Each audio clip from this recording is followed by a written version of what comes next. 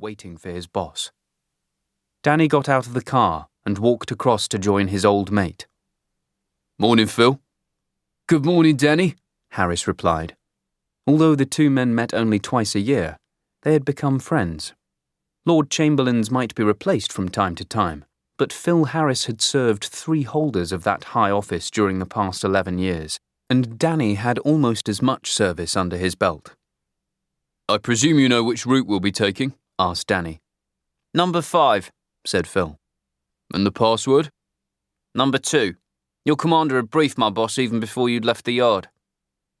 "I've just spotted his lordship," whispered Danny, as the head of the royal household came striding across the courtyard towards them, like the old soldier he'd been. Harris opened the back door of the Jaguar, while Danny quickly returned to the Land Rover. The Lord Chamberlain, a courteous man who never paraded his rank, gave William a wave before slipping into the back of his car. The little convoy swept out of an unmarked side entrance onto the Mall and headed for Trafalgar Square. No outriders, no sirens, no blue lights. They didn't want to alert any curious onlookers, something they wouldn't be able to avoid on the journey back from the tower.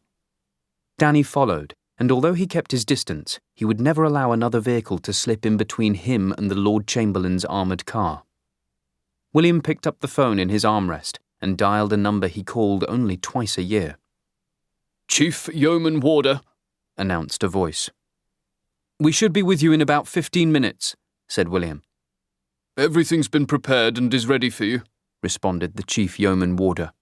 "I can see no reason for any hold-ups," William commented, before replacing the phone in the armrest.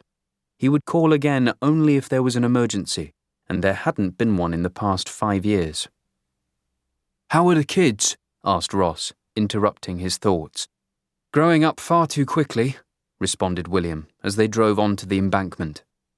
"Artemisia is top of her class, but she will burst into tears whenever she comes second." "Just like her mother," said Ross. "And Peter?" "He's just been made a prefect and expects to be school captain next year." "Clearly lacks your ambition," said Ross, grinning. "What about my beloved Jojo?" "Your daughter's in love with Prince Harry and has already written to Buckingham Palace inviting him to tea." "I know," sighed Ross. "She asked me to deliver the letter." Ross felt a moment of guilt as he thought about why his daughter still lived with Beth and William. But since his wife's death, they'd both agreed he couldn't do his job properly while trying to bring up Jojo as a single parent. They'd turned out to be wonderful foster parents, but he never admitted to anyone just how much he missed her. "Time to think about what we're meant to be delivering," said William. Ross snapped out of his reverie and began to concentrate on the task ahead. Danny had to run a red light as they passed Somerset House to make sure he didn't lose contact with the Lord Chamberlain's Jaguar. Nothing would have pleased Phil Harris more than to show he could outwit Danny. They didn't take a left into the heart of the city, a square mile policed by another force who were unaware of their presence, but continued on through the underpass and didn't stop again until they emerged onto Upper Thames Street, coming to halt at the next traffic light, the Tower of London now in sight. When the Jaguar swung across the intersection, Danny followed it down St. Catherine's Way with only the Thames in front of him. They finally took a sharp right and came to a halt in front of the east gate of the tower. A barrier automatically rose. The duty warder stepped out of the sentry box and marched across to the Lord Chamberlain's car. "Good morning, Phil," the warder said. "Password?" "Traitors' Gate," Harris responded. The warder turned and nodded, and the 2 vast wooden gates that barred their way slowly parted.